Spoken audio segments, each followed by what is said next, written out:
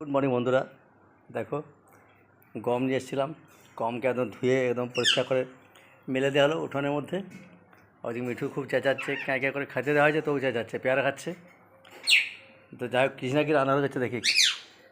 কৃষ্ণা, এই দেখো রান্নার করছে দেখি। আরে বাবা, আর কি রান্না করলে?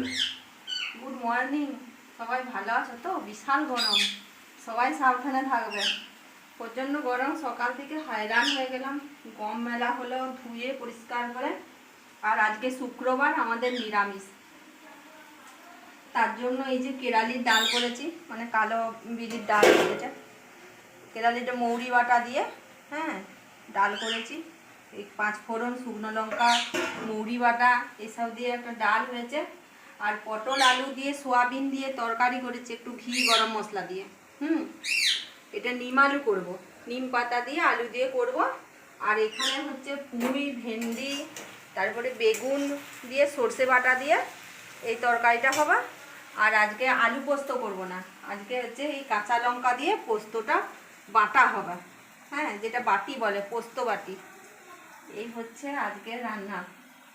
চলো, বিশাল গরম, সবাই কিন্তু সাবধানে থেকো। হ্যাঁ, টাটা।